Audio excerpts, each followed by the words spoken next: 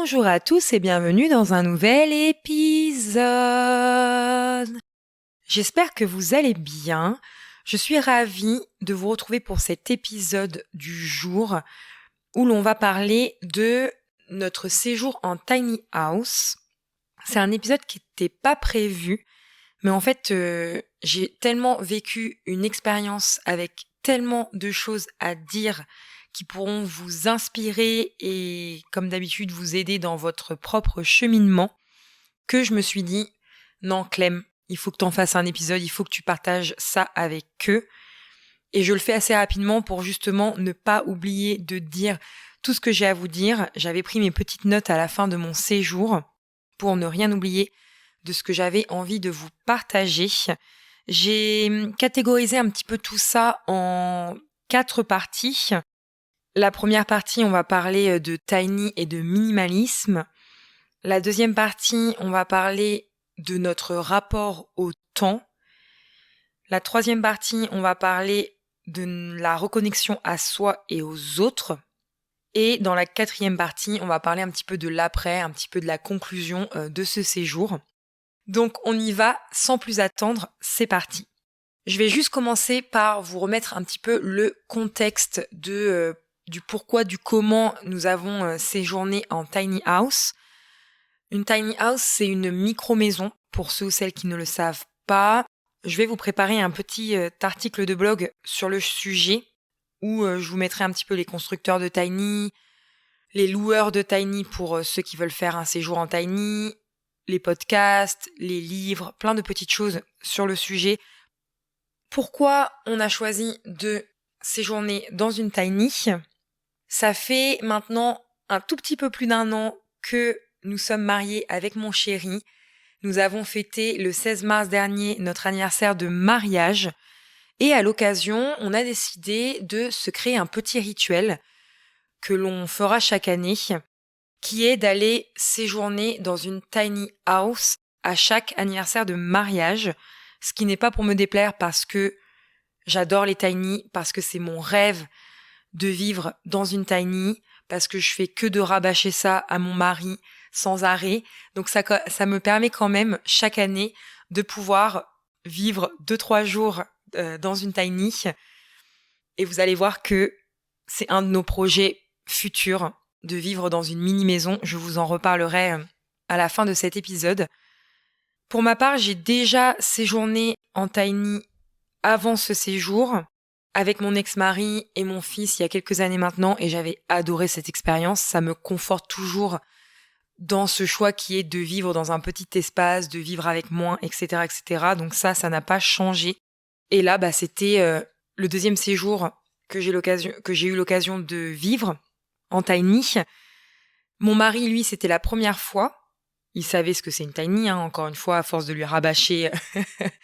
Il savait très bien ce que c'était, mais c'était la première fois pour lui qui vivait dans une tiny. Donc voilà, c'était une chouette expérience.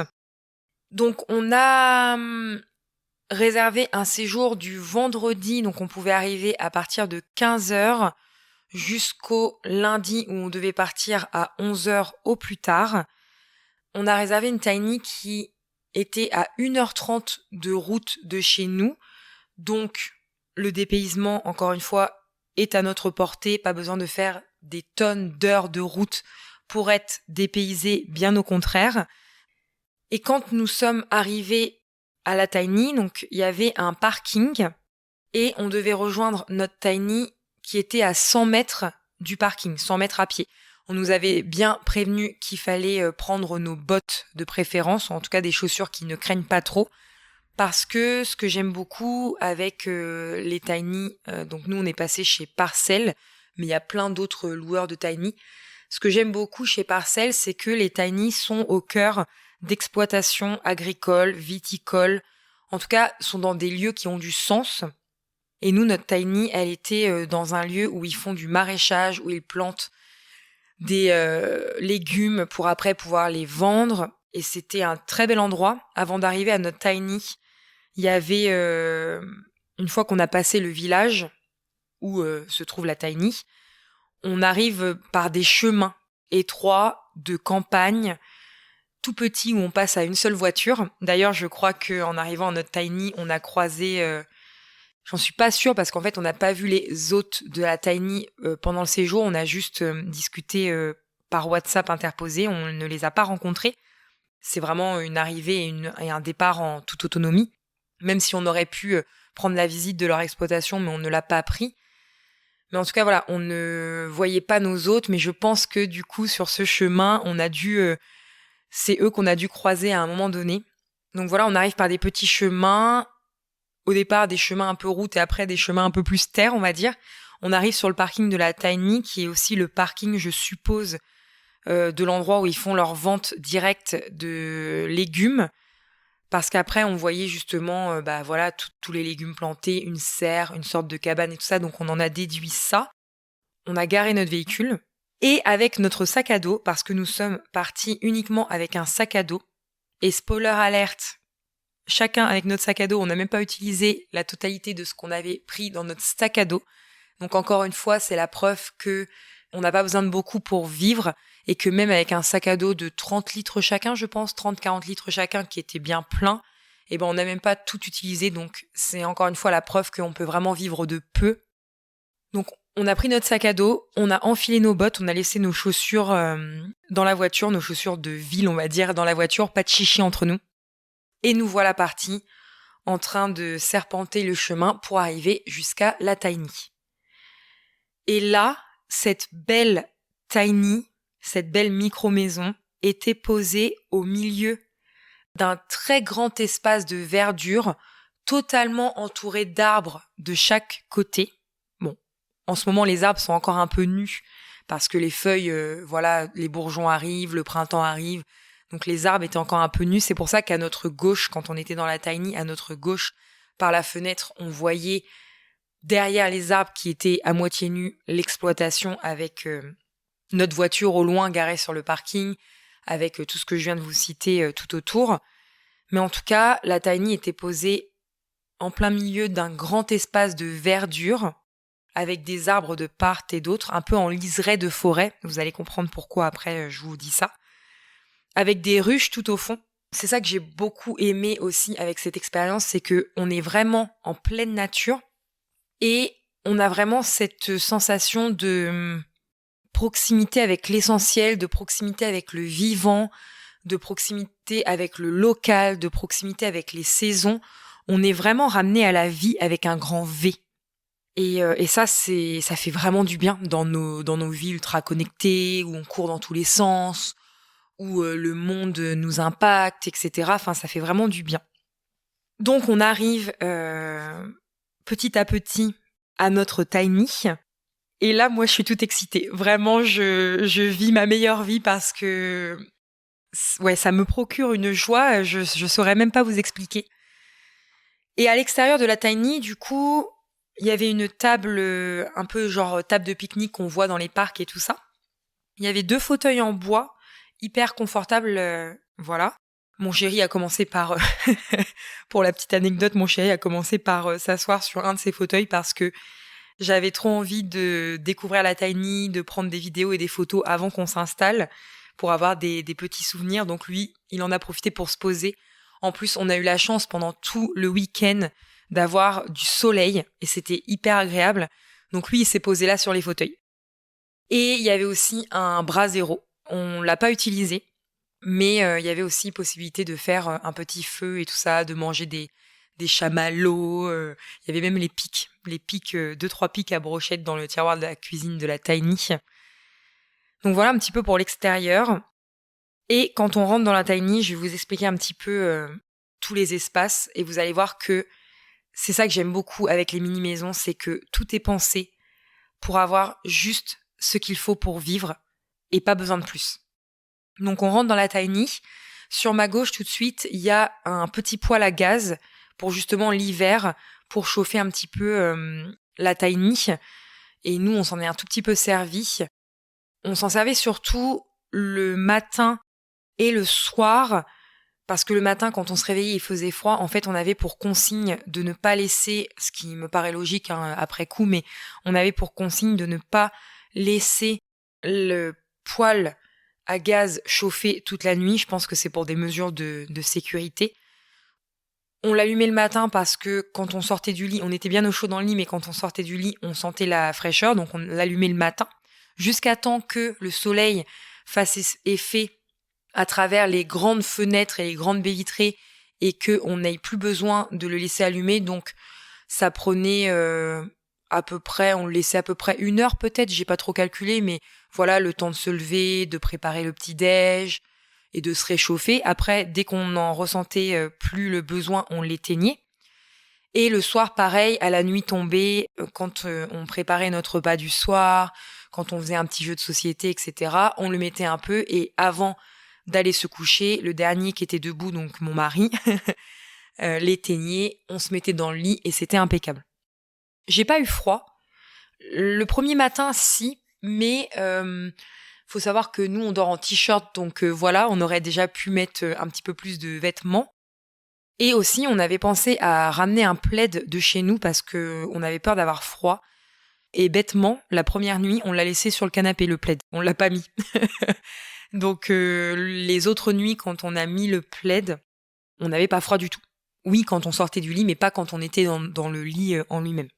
Et pendant que je suis en train de vous décrire tout ça, et pendant qu'on est en train de parler un petit peu du chauffage, de l'énergie et tout ça, faut savoir que la tiny dans laquelle on a séjourné ce week-end-là, elle était autonome en énergie, autonome en électricité grâce aux panneaux solaires qu'il y avait sur le toit, autonome en eau, donc il y avait des toilettes sèches et il y avait une cuve. Encore une fois, du coup, c'était important. Ça met de la conscience en fait à faire attention encore plus sur notre consommation d'eau. Alors nous déjà à la maison, de manière générale, en temps normal, on fait hyper attention. Voilà, on fait des gestes simples, on coupe l'eau dès qu'on n'en a pas besoin. Quand on fait la vaisselle à l'évier, on fait attention de remplir notre bac et de pas laisser couler l'eau. Quand on prend notre douche, on fait attention à ce que ce soit des douches qui ne durent pas 1 million de temps.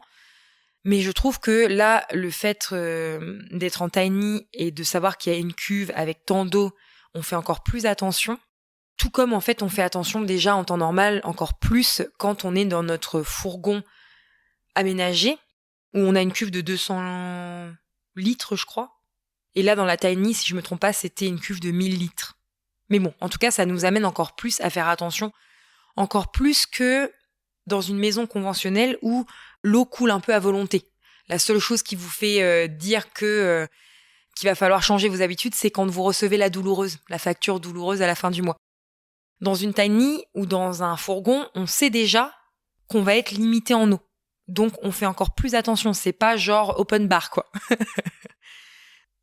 On nous prévient aussi concernant l'électricité, on nous conseille uniquement de ne brancher que soit notre chargeur de téléphone ou un chargeur d'ordinateur. Et puis le téléphone, on l'a rechargé un petit peu, mais pas beaucoup, puisque notre but était aussi de déconnecter. Mais en tout cas, voilà, on nous conseille pour avoir l'autonomie en énergie suffisante de n'utiliser les prises que pour ces utilisations-là. D'ailleurs, dans la tiny, il y a un petit boîtier où l'on aperçoit le pourcentage d'énergie utilisée par rapport aux panneaux solaires. Et nous, on n'est jamais descendu en dessous des 95% sur la journée. En même temps, on n'utilisait rien, quasiment. Et les plaques étaient au gaz. L'électricité qu'on utilisait, c'était soit pour recharger notre téléphone, mais on n'en a pas eu beaucoup besoin, comme je viens de vous le dire, soit un petit peu pour écouter le poste de radio cassette qu'il y avait et qui était branché sur la prise, ou l'électricité le soir, quand on allumait vraiment une fois que la nuit était tombée. Et au final, on n'a pas eu beaucoup de besoin en électricité.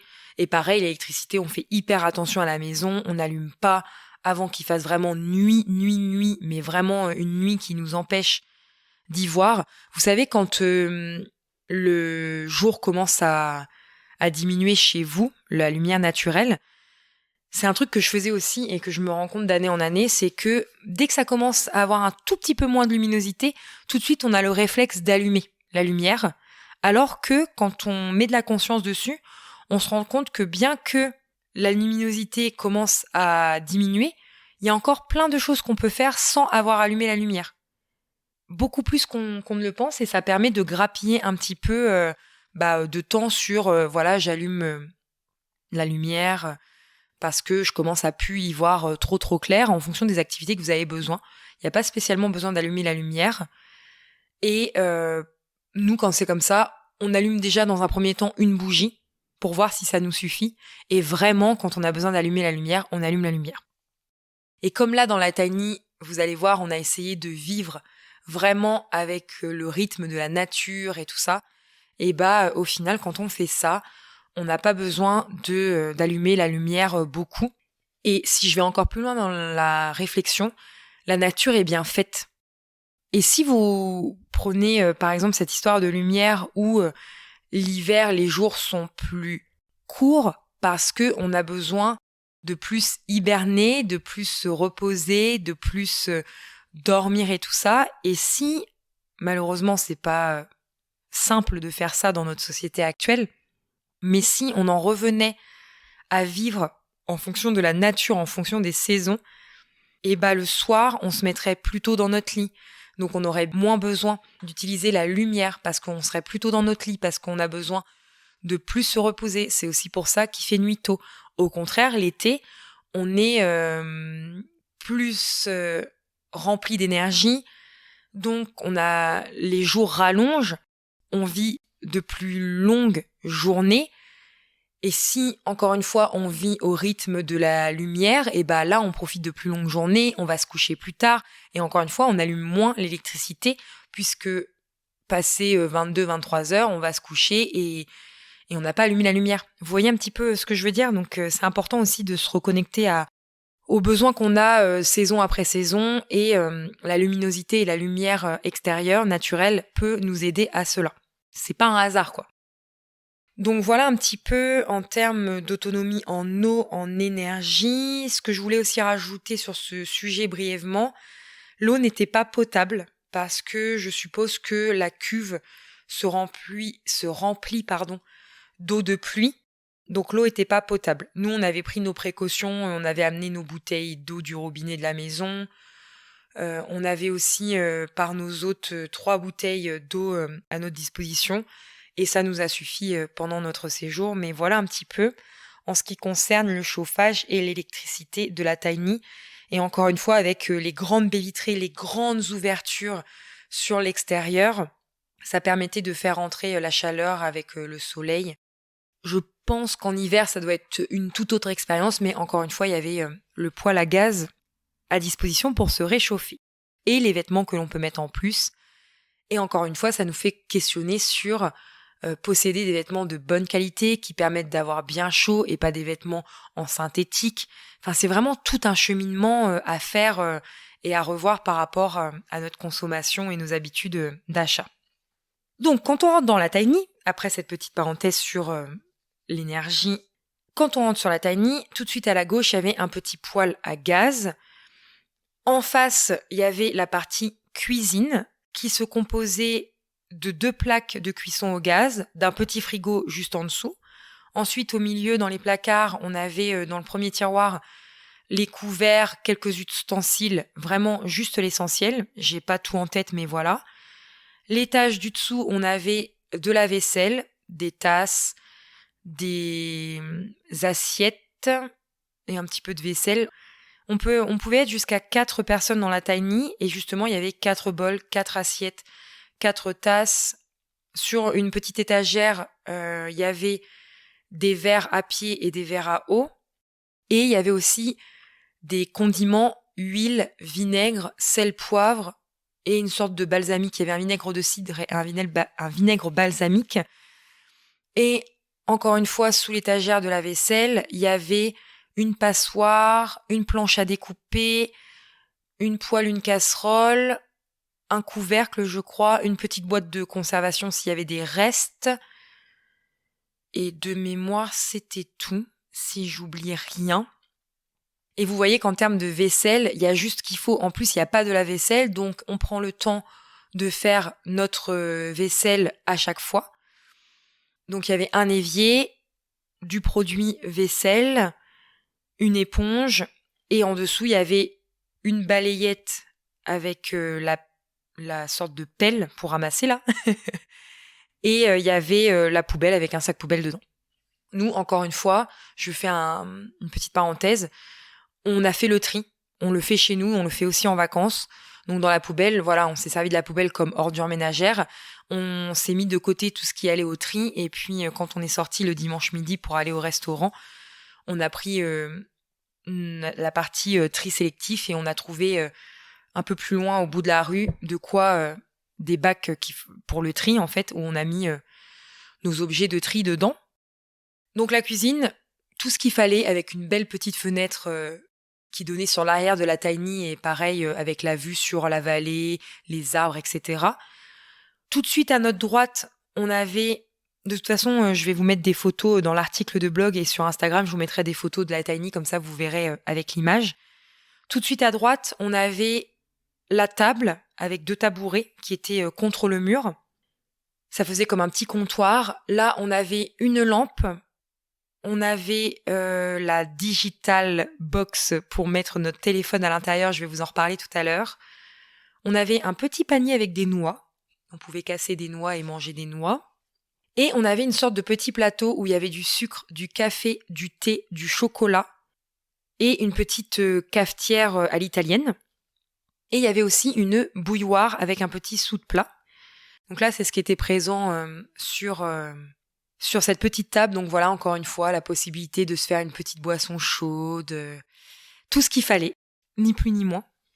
Ensuite, au fond, à droite, il y avait mon coin préféré de tous les temps dans cette tiny. On avait une marche qui faisait aussi office d'assise. On avait une marche pour accéder à notre lit. Et cette marche-là, je fais tout de suite la parenthèse, comme quoi tout est bien pensé dans une tiny. Elle pouvait faire office d'assise, on pouvait s'asseoir sur cette marche qui est assez large. C'est une marche en bois qui est assez large. Il y avait des tiroirs, donc ça nous donnait du rangement. Dans les tiroirs, il y avait tapis de yoga à disposition, des jeux de société, des crayons de coloriage, une trousse de secours, et c'est déjà pas mal. Et dans l'autre tiroir, il y avait des allumes-feu pour le brasero, et de quoi mettre du coup de l'espace pour mettre nos affaires. C'est la marche qui nous permet d'accéder au lit. Et ce coin, je l'adorais plus que tout, parce que quand on était dans notre lit, il y a 2 grandes fenêtres. Vous verrez sur les photos, 2 grandes fenêtres. Et là, on avait un accès direct vers l'extérieur, vers la contemplation, vers tout ça. Et moi, ça a été mon spot du week-end. J'ai passé le week-end, et mon mari aussi, mais pour d'autres raisons. Lui, c'était plus pour dormir, et moi, c'était pour lire. J'ai passé le week-end ici parce que c'était l'endroit où il faisait bon, parce qu'il y avait le soleil qui tapait à travers les fenêtres, l'endroit où j'ai lu mon livre, l'endroit où je contemplais la nature. Voilà, c'était vraiment mon endroit préféré de toute la tiny. La tête de lit, il y avait donc déjà accroché au mur des lampes. Il y avait le radio-cassette avec des cassettes, vous saviez, quand on avait des cassettes avant, on n'avait pas de CD, avant même le MP3 et avant même les plateformes de streaming. Et là, il y avait 2-3 cassettes qu'on pouvait mettre, on pouvait aussi écouter la radio. Il y avait 2 livres à disposition, un petit livre d'or, et il y avait un livre de coloriage. J'ai trouvé ça génial, les coloriages un peu détente. Alors j'en ai pas fait parce que j'ai tellement passé de temps à lire que j'en ai pas fait, mais je trouvais ça génial qu'il y ait ce carnet de coloriage. Quand on redescend du lit, il y avait une sorte de petite banquette et je suppose que c'est ça que l'on déplie quand il y a des personnes en plus qui viennent dormir dans la tiny, notamment. Elle est conçue pour 2 adultes et 1 ou 2 enfants, je crois. Donc on déplie ça, je suppose, pour les enfants parce qu'il y avait aussi une trappe où on retrouvait une 2e couette. Donc voilà. Et puis après, il y avait la partie salle de bain. Et là, donc il y avait la douche, le lavabo, des crochets pour pouvoir accrocher nos serviettes, ça c'est très important. Il y avait aussi, juste avant d'arriver à la salle de bain, 2 crochets pour pouvoir accrocher nos manteaux. Je vous détaille vraiment tout parce que vous allez voir que grâce à tout ça, on a vraiment tout ce qu'on a besoin. On a tout ce qu'on a besoin pour manger, faire à manger, conserver notre alimentation et s'installer pour manger. On a tout ce qu'on a besoin pour dormir. On a tout ce qu'on a besoin pour faire des activités, lire, colorier, jouer à des jeux de société. On a tout ce qu'on a besoin pour avoir une vue sur l'extérieur et profiter de ce que la nature a à nous offrir. Et là, avec la salle de bain, on a tout ce qu'on a besoin pour se laver, s'habiller, etc. Tout ce qu'on a besoin pour les besoins de base, on les retrouve dans la tiny. Et c'est ça qui est énorme. Et c'est là qu'on se dit, mais on n'a pas besoin de plus. Donc dans la salle de bain, douche, évier, crochet, une fenêtre pour aérer et les toilettes. Et là, j'ai kiffé les toilettes parce que j'ai jamais vu ça. C'est-à-dire que dans ma vie, j'ai déjà eu l'occasion d'utiliser des toilettes sèches, notamment d'ailleurs dans le séjour, je vous expliquais qu'on avait fait pendant les vacances un séjour dans un tonneau et il y avait une petite cabane avec des toilettes sèches et c'était des toilettes sèches à la Sûre. Là, c'était des toilettes sèches que j'avais jamais entendu parler et apparemment c'est fait dans le sud de la France, du côté de Marseille, je crois, si je ne me trompe pas. Et c'était des toilettes à pédales. J'ai trouvé ça énorme, c'est-à-dire que à l'intérieur des toilettes, c'était comme une sorte de... Vous allez dire, non mais on parle de toilettes dans ce podcast. La semaine dernière, je vous parlais de poils, je vous parlais de soutien-gorge. Enfin, ça devient vraiment... c'est de l'authentique, hein. Moi, c'est de l'authentique, vous savez bien. Mais en gros, donc, vous avez comme un tapis. Alors, je suis désolée pour la comparaison, mais je pense tout de suite au restaurant où il y a des tapis coulissants pour les sushis. Je suis désolée de faire la comparaison avec les toilettes, mais c'est ça qui me vient à l'idée. Donc, vous avez une sorte de tapis à l'intérieur. En fait, d'extérieur, ça se présente comme un toilette classique, avec une cuvette de toilette, voilà. Mais à l'intérieur, c'est un tapis roulant. Et sur le côté en bas, vous avez une pédale. C'est-à-dire que vous faites vos besoins. Et après, on vous explique qu'il faut pédaler environ une dizaine de fois. Et du coup, vos besoins partent du tapis que vous voyez. Alors, j'aurais été hyper curieuse. Et c'est vrai que c'est quelque chose que j'ai pas pensé à demander à nos hôtes. Mais je me renseignerai un petit peu sur le sujet. Je suppose qu'après, voilà, nos besoins arrivent dans une sorte de bac où il y a peut-être de la Sûre déjà ou j'en sais rien. Et après qu'on doit peut-être vider ce bac, je sais pas trop comment ça se passe, mais en tout cas, vous pédalez, et ça c'est très drôle, et vos besoins disparaissent, voilà. Donc j'ai trouvé ça énorme et je me renseignerai sur le sujet même pour nous, pour nos projets futurs, parce que c'est un petit peu moins contraignant que la Sûre. J'ai pas trop... Pareil, on n'était pas gênés par les odeurs, pas plus que d'habitude.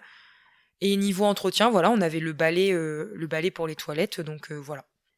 Mais en tout cas, on avait absolument tout ce qu'il nous fallait pour vivre notre best life dans cette tiny, et c'est vraiment ce qu'on a vécu.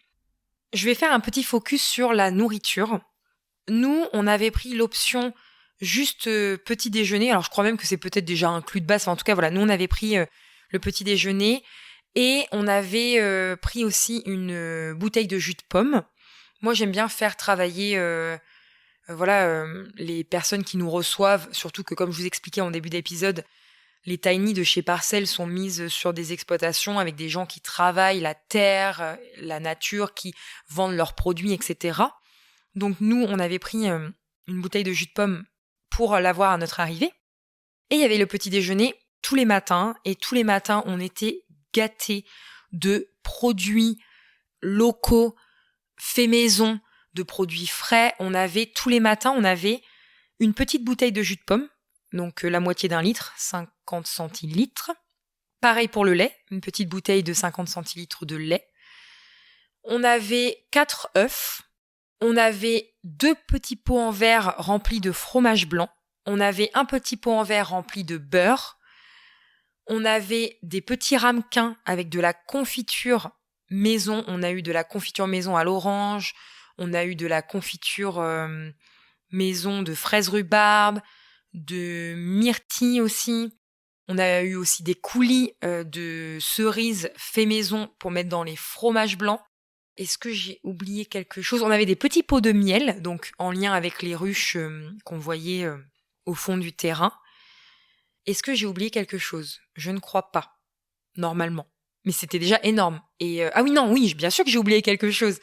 Tous les matins, on avait aussi une grosse miche de pain. Mais quand je vous dis une grosse miche de pain, elle nous a aussi servi pour les autres repas de la journée tous les matins. Voilà.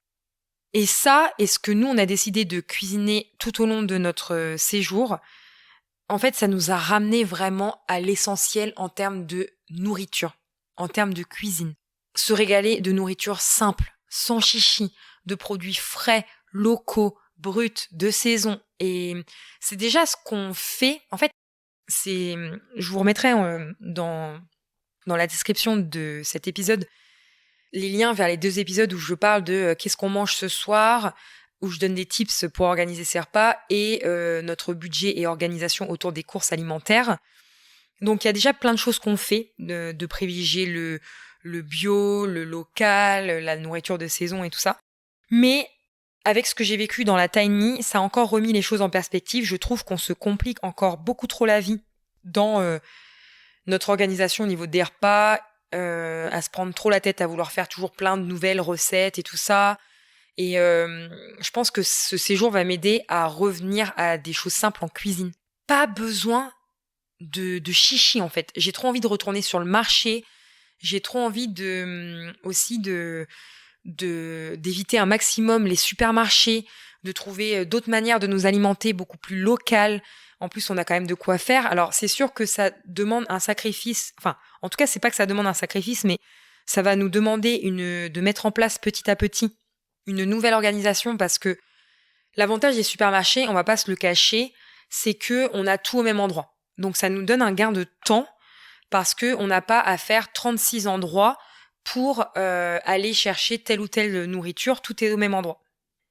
Donc c'est sûr que si on va vouloir se tourner un petit peu plus vers plus de local, plus de simplicité et éviter les supermarchés, ce qui est mon objectif de cette année, enfin en tout cas des années à venir, ça va être d'aller au marché. Au marché, on va peut-être pas trouver tout, mais pas trouver tout, ça veut peut-être dire aller ailleurs, mais ça peut aussi vouloir dire renoncer.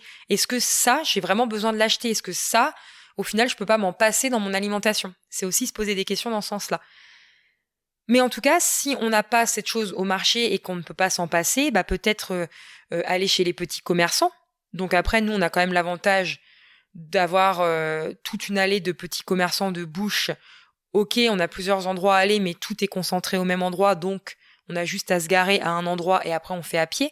Donc retourner dans une boucherie peut-être si on a besoin de viande, retourner dans une poissonnerie peut-être si on a besoin de poisson, même si notre fournisseur de poisson, c'est la maman de mon chéri, parce qu'à chaque fois qu'on va chez elle, on fait un tour chez le poissonnier et elle nous paye du poisson et après nous on le congèle et donc du coup on n'en rachète jamais jusqu'à la prochaine fois où on retourne chez elle. Mais bref, peut-être aller... c'est déjà ce qu'on fait, ce que je vous disais la dernière fois. Nous, on va dans des distributeurs locaux de notre village pour avoir des fruits et légumes locaux. C'est pas loin de la maison. On a plein de fermes de plus en plus aux alentours de chez nous qui proposent directement la vente aux producteurs. Donc c'est une nouvelle organisation à prendre, d'essayer de mutualiser comme on fait déjà au quotidien, de mutualiser nos trajets pour comment dire, pas qu'on se retrouve à passer notre temps dans les différents magasins parce qu'on va plus au supermarché. Mais en tout cas, c'est quelque chose que j'ai envie de remettre en place et quelque chose que je vais faire dans les futures semaines.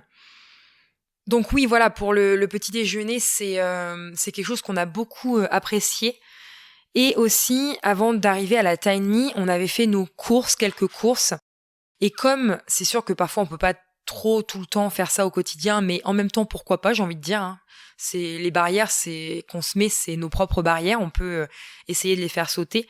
Mais nous, on s'était dit qu'on voulait pas passer le week-end à cuisiner. On voulait pas se prendre la tête pour les repas. Tous les repas, on les a pris à la Tiny, sauf le repas du dimanche midi où nous sommes allés dans un restaurant du village où était la Tiny, donc à 4 minutes de la Tiny. J'avais réservé un petit restaurant pour fêter notre anniversaire de mariage comme il se doit. Mais sinon, tous les autres repas, on les a pris dans la Tiny. Donc quand on a été faire quelques courses avec mon chéri avant d'arriver à la Tiny, on a vraiment pris des petites choses simples. De quoi se faire des petits apéros, de quoi se faire une petite salade de crudités. On est revenu vraiment à l'essentiel et j'aimerais vraiment qu'on arrive à faire ça dans notre quotidien, qu'on arrête de se prendre la tête à toujours vouloir faire des recettes parfaites et élaborées. Et c'est déjà ce qu'on fait, mais je pense qu'on peut le faire encore plus. Et dans toute cette partie nourriture aussi, et ça va être une parfaite transition avec ce que je vais vous expliquer après, dans toute cette partie nourriture, c'est aussi remettre de la conscience, et ça je vous en ai déjà parlé dans plein d'épisodes, et notamment je vous remettrai le lien en description de cet épisode parce que je vous en ai parlé dans cet épisode-là, c'est de remettre de la conscience dans nos gestes quand on cuisine, ou quand on se prépare à manger, ou quand on se prépare une boisson chaude. C'est de savourer ces instants-là. J'en parlais dans l'épisode « Adopter le monotâche et ressentir l'instant présent ». Et ça, on s'est reconnecté encore plus à tout ça, encore plus que dans notre quotidien chez nous. Je prenais le temps de cuisiner. En même temps, je papotais avec mon mari. Je prenais le temps de faire la vaisselle, de contempler l'extérieur pendant que je faisais la vaisselle parce que j'avais la fenêtre en face de l'évier. Prendre le temps de se faire une boisson chaude et de mettre de la conscience dans chaque geste comme si c'était un rituel de bonheur au quotidien. Vous savez, même dans la culture japonaise, moi je lis beaucoup de choses sur la simplicité et tout ça, et on parle souvent de cette culture japonaise en termes de simplicité. D'ailleurs, l'auteur que je vous cite beaucoup, Dominique Lauro, que j'adore ses livres, que j'ai relu il y a pas longtemps, L'art de l'essentiel, c'est un livre que je vous conseille. Elle vit au Japon. Et du coup, elle parle beaucoup de ce qui se fait dans cette culture-là. Et ça me fait penser au rituel du thé. Tout est important en fait dans le rituel du thé. Et là, moi, c'est ce que j'ai ressenti quand je préparais ma boisson chaude, quand je m'arrêtais de lire ou d'écrire ou de faire ce que j'étais en train de faire, pour me dire, voilà, je vais me préparer une boisson chaude. Et j'étais dans l'instant présent. Quand je mettais ma cuillère de chocolat, quand je mettais ma cuillère de sucre, quand je faisais cuire mon lait à la casserole que de le faire à la va-vite au micro-ondes chez nous. Tout était dans la contemplation, d'en prendre le temps. Enfin, tout était prétexte à ça. Et c'était un rituel à part entière, un vrai moment. Et après, porter la tasse à ses lèvres, se réchauffer les mains avec sa tasse qui est chaude, prendre le temps de savourer cette boisson en regardant par la fenêtre et tout. Enfin, c'était un bonheur, ça remplit l'âme, ça remplit le cœur, ça remplit le ventre. Mais franchement, c'était un bonheur en lui-même, quoi. Les petites choses simples de la vie. Dans la Tiny, le fait d'avoir uniquement l'essentiel et le fait d'avoir amené avec moi uniquement l'essentiel et même encore plus que j'avais besoin, mais bon, ça on va pas revenir là-dessus. Moi, mon objectif, un de mes objectifs avec ce séjour, c'était de décompresser. Pour 2 raisons. La première, c'est que on a vécu une année catastrophique, une année 2024 catastrophique avec mon chéri, au-delà de la perte des êtres chers qui nous ont quittés. C'était une année de course contre la montre sans arrêt. On n'avait pas une minute à nous. C'était un train de vie que je n'ai plus jamais envie de revivre, que j'ai vécu un petit peu malgré moi, puisque mon train de vie quotidien maintenant, avec les années, c'est plus la slow life. Mais voilà, il y a la vraie vie et parfois, c'est pas slow life du tout. Et c'est l'exemple même de l'année 2024. Donc on a vécu vraiment une année, où là, ce week-end, il arrivait à point nommé pour prendre soin de nous, ralentir, prendre notre temps, se faire chouchouter aussi, parce que avant d'arriver en Tiny, on a été se faire un petit massage là c'était notre cadeau des 1 an de mariage aussi. Donc vraiment pour prendre soin de nous, mais plus, se donner tout l'amour et tout ce qu'on voulait se donner pour... En fait, ça a vraiment été il y a un avant-après séjour en Tiny. C'était le point final pour passer de la vie effrénée de 2024 à nouveau départ pour 2025. C'est un peu comme ça que je l'ai ressenti. Et mon but était de déconnecter et surtout au niveau du temps, c'était de ralentir, d'arrêter le temps, de vivre sans heure. C'était ça le challenge aussi de vous savez, on est conditionné dans nos sociétés et aussi par notre travail et aussi par nos contraintes si on a les enfants à amener à l'école.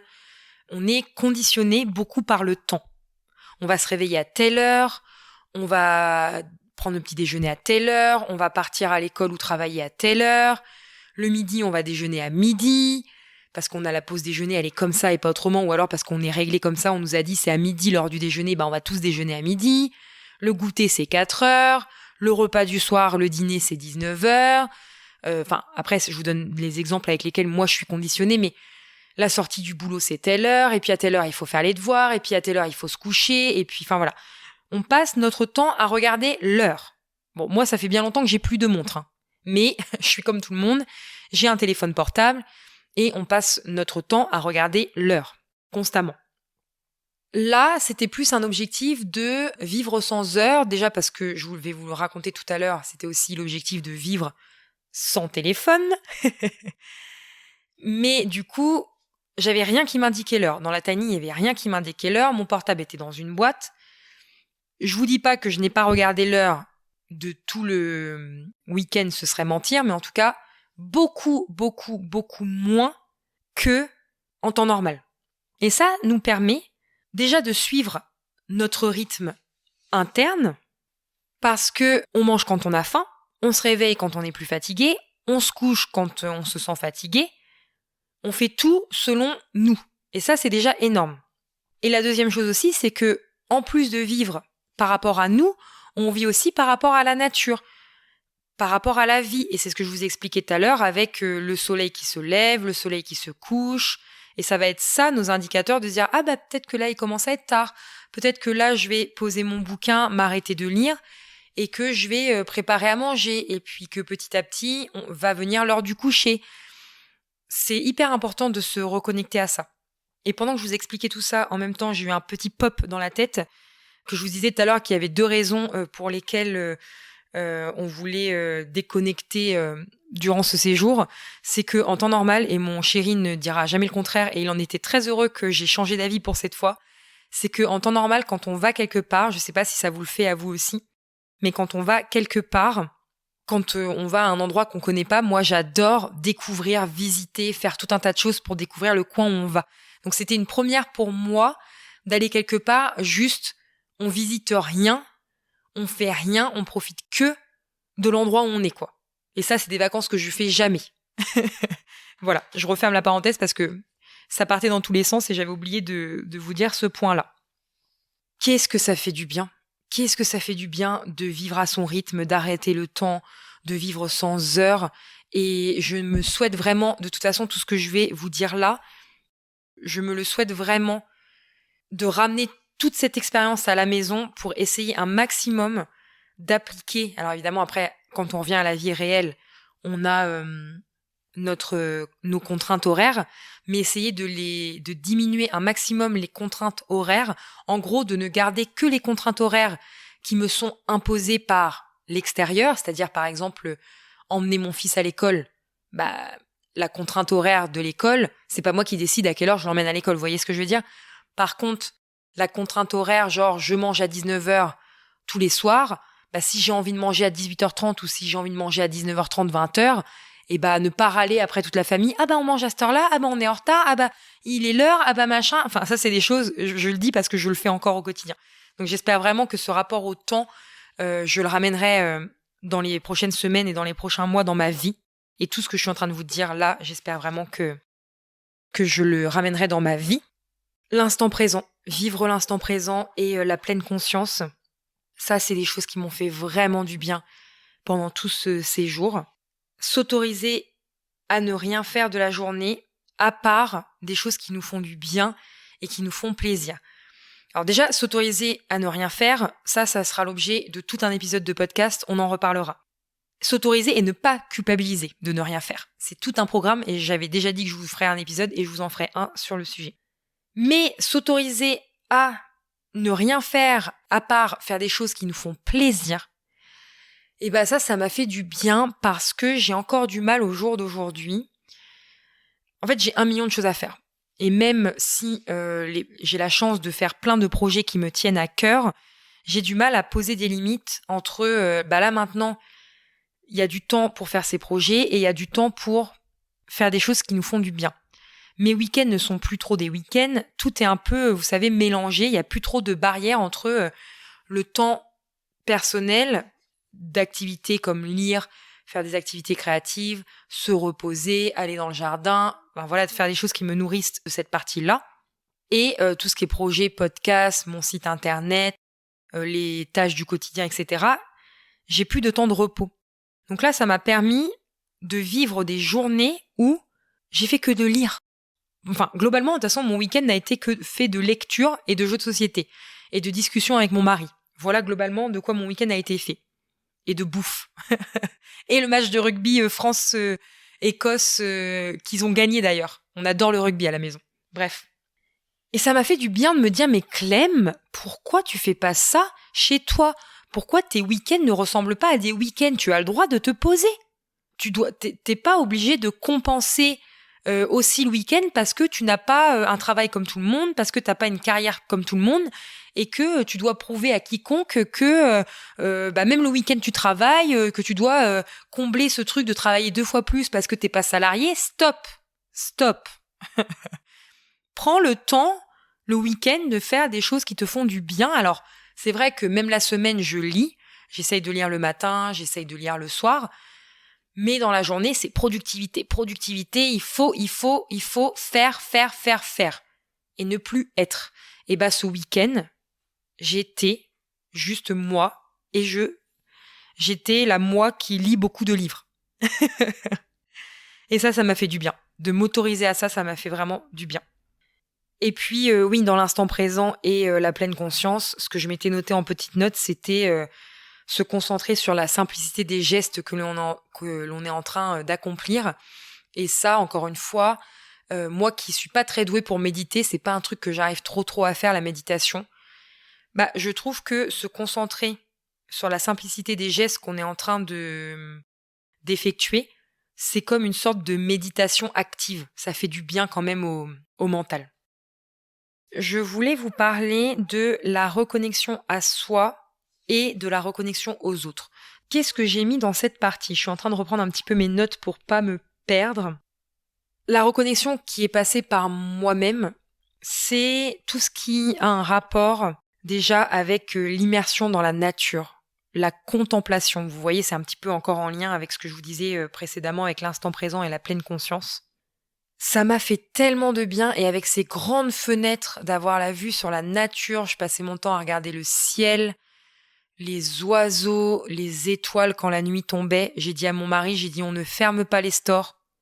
Je veux vivre au rythme de la nature, je veux m'endormir avec les étoiles et la lune, je veux me réveiller avec le soleil et ouvrir les yeux et voir cette forêt et pas la voir après avoir ouvert le store. Non, on n'a pas fermé les stores, les amis. De toute façon, on était tout seuls. On était tout seuls dans cet immense endroit de nature. Donc, on était seuls, donc il n'y avait pas besoin de se cacher derrière les stores. Donc, observer les oiseaux, les arbres, l'herbe, les avions, tout ça. Et là, la nature nous a fait un énorme cadeau. J'en suis encore émue rien que d'y penser. Écoutez-moi bien. Tous les soirs, quand le soleil commençait à se coucher, et tous les matins, quand le soleil commençait à se lever. Et ça, tous les jours, à part le lundi matin quand on est parti. J'ai pas eu cette chance de pouvoir dire au revoir. Mais sinon, on a eu la chance de pouvoir observer confortablement dans notre lit des chevreuils, les amis, qui venaient sur cette parcelle d'herbe où était la tiny, qui sortaient un peu du bois, du liseré de la forêt, et ils venaient manger devant nous. Et nous, on était là, cachés sous la couette, à voir ce magnifique spectacle. Je vous le mettrai avec les photos. Et c'était génial. Et c'était un peu l'excitation, vous savez, comme si j'étais redevenue une enfant à m'émerveiller et d'attendre tous les matins et tous les soirs de savoir s'ils allaient venir, si j'allais les voir. J'étais en train de lire mon livre et de temps en temps, je levais les yeux au-dessus de mon livre à travers la fenêtre pour pouvoir voir est-ce que je vais voir mes amis les chevreuils. Mais c'était extraordinaire. Ça m'a vraiment, émerveillée. Enfin, j'ai pas de mots. C'était vraiment un moment extraordinaire. J'ai aussi retrouvé beaucoup de calme intérieur. Et ça, c'est dû au fait on était vraiment dans une bulle pendant tout ce séjour. J'ai vraiment marqué dans mes notes, je vous lis tel quel, se couper de ce monde de fous. On était dans notre bulle et en plus on est sorti une toute petite fois pour aller au resto et dans un petit village, donc on n'avait pas l'impression de suffoquer là, de se prendre une claque contrairement au lundi après-midi quand on est vraiment parti. Se couper de ce monde de fous, ça fait vraiment du bien dans notre bulle rien qu'à nous. Et se désintoxiquer du téléphone, non sans mal. Et ça, j'en avais parlé en amont avec mon chéri quand je savais, grâce au petit guide qu'on avait reçu par mail, qu'il allait avoir une box une boîte, une phone box. Ils appellent ça une phone box. D'ailleurs, je compte m'en créer une à la maison. Où en fait, on devait mettre notre téléphone dedans et là, commencer la grande déconnexion. Et on a joué le jeu, hein. On a mis nos téléphones dedans. Je ne dirais pas qu'on ne l'a pas du tout sorti du week-end parce que c'est faux. D'ailleurs, j'ai appelé ma sœur au téléphone durant le séjour. Sur le téléphone de mon chéri, on a regardé le rugby le samedi soir. Mais en tout cas, on s'est mis des règles. C'est-à-dire qu'on n'allait pas sur les réseaux sociaux. On ne regardait pas la télé à part le match de rugby qu'on voulait voir. Juste, j'ai appelé ma sœur. Mais le reste du temps, j'ai prévenu mes amis et ma famille. On n'était pas joignables, quoi. Moi, j'avais quand même laissé mon téléphone en sonnerie parce que, voilà, si le papa de mon fils avait besoin de me joindre et tout ça, je veux rester joignable. Mais c'était strict. Même mon mari, qui lui prend son téléphone pour aller aux toilettes, il a essayé de me dire à plusieurs reprises, est-ce que je peux le prendre là juste pour voir et tout? J'ai dit non, non. On se met un cap, on se met des règles, ça va nous faire du bien. On n'utilise pas notre téléphone du week-end.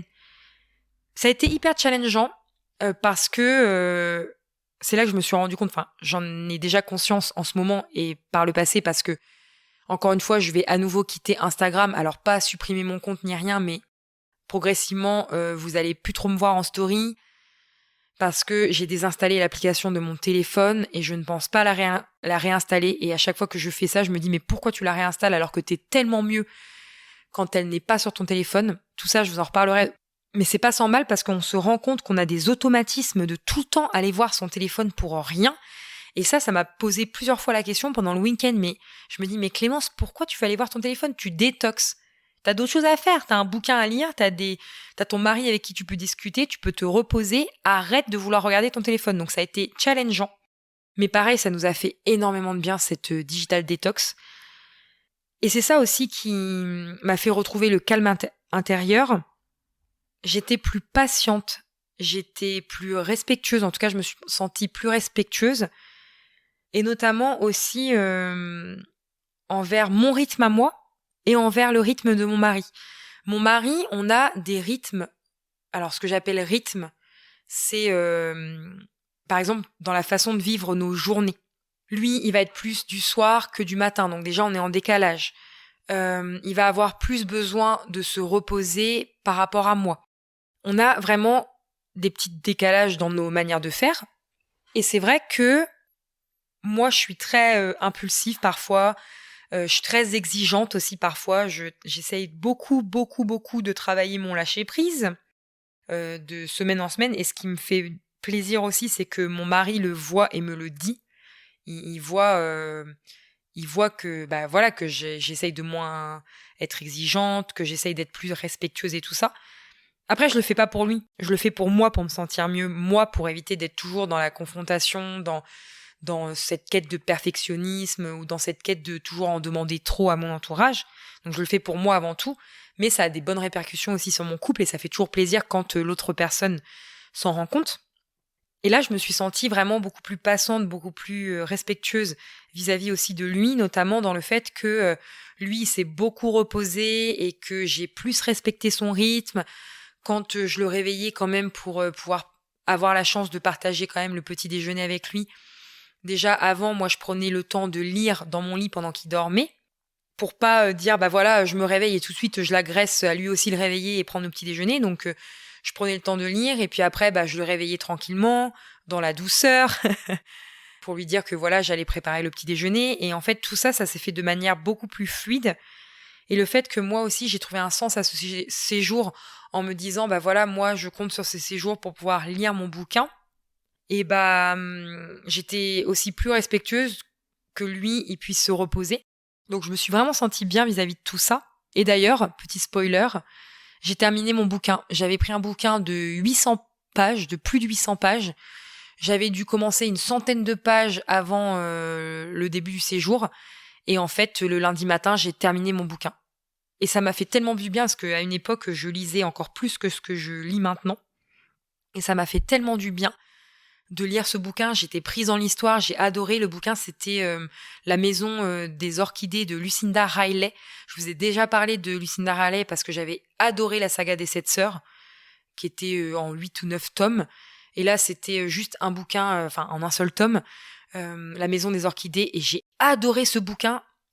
Et j'étais étonnée d'avoir fini cette lecture en juste un week-end, mais j'étais trop contente de revivre ces moments où je peux lire du matin au soir et juste m'arrêter pour manger et aller aux toilettes, quoi. C'est littéralement ce que j'ai fait ce week-end-là.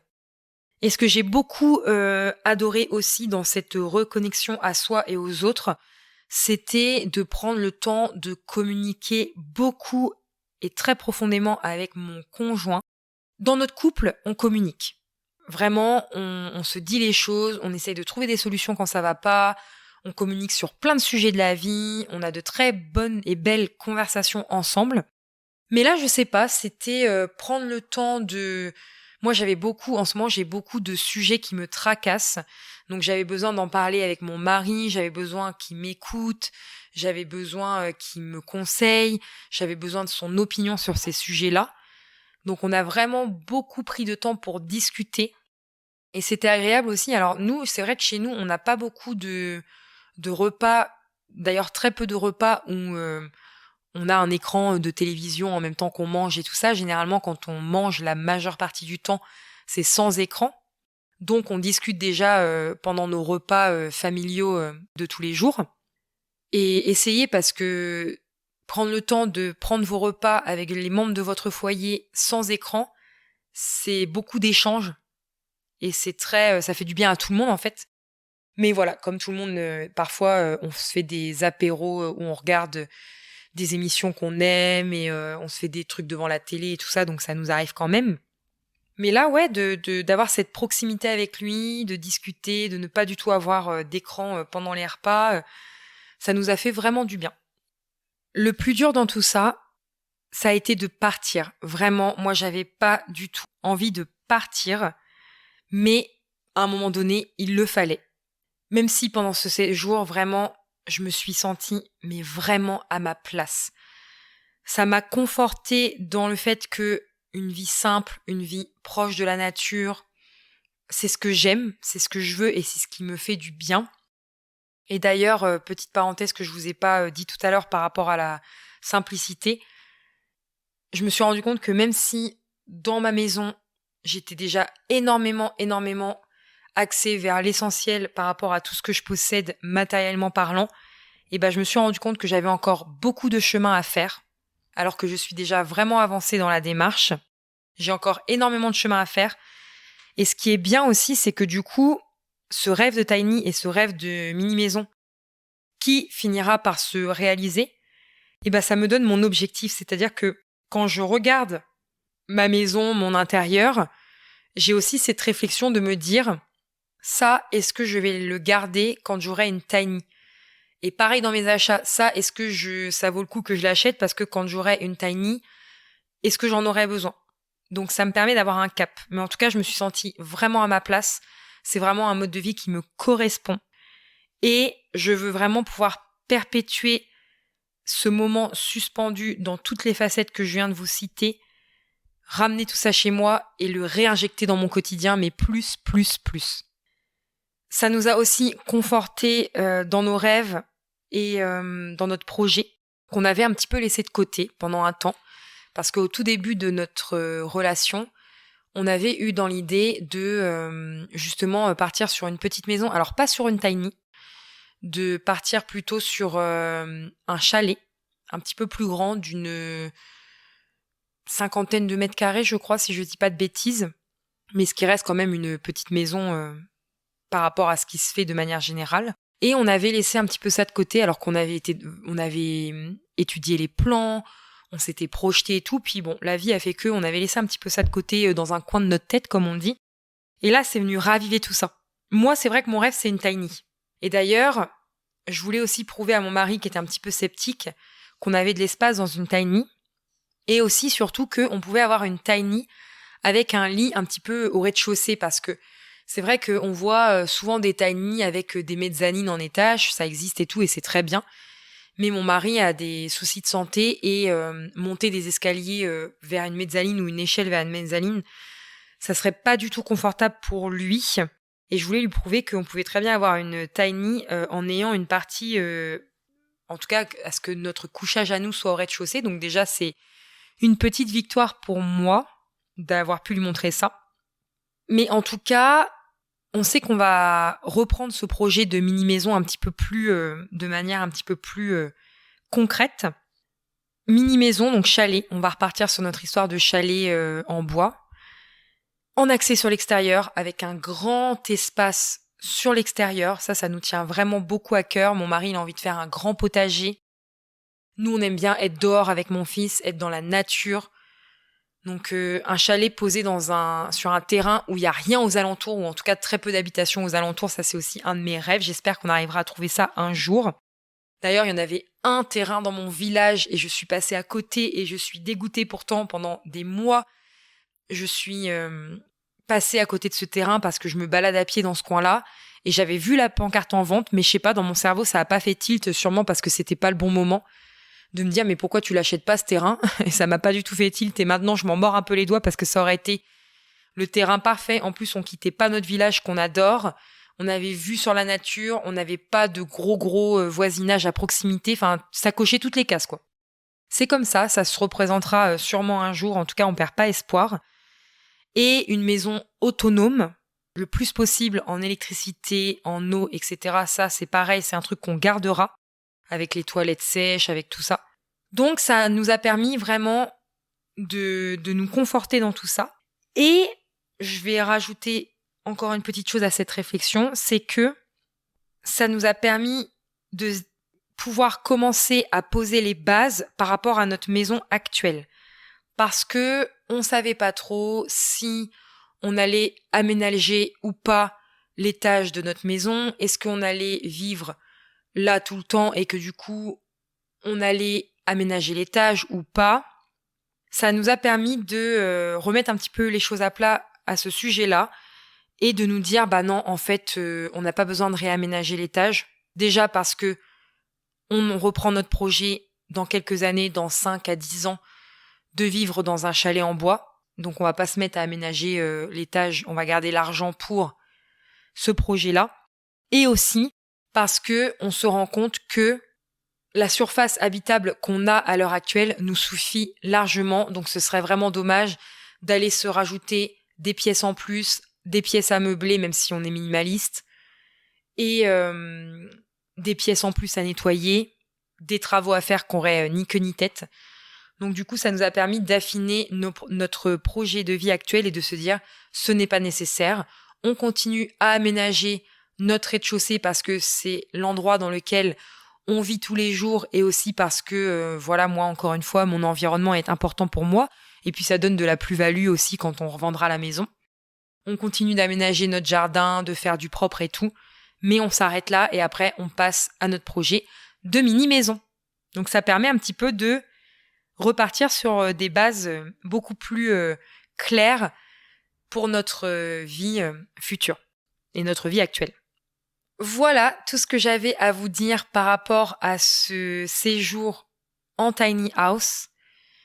C'était juste super, j'en garde un très bon souvenir. Je suis requinquée pour la suite. Le retour a été ultra difficile, hein, vraiment. Le retour à la réalité, j'ai eu l'impression de me sentir agressée par le quotidien, par l'extérieur, par les sollicitations, par l'agenda plein à craquer. Donc pareil, ça m'a permis de me dire stop.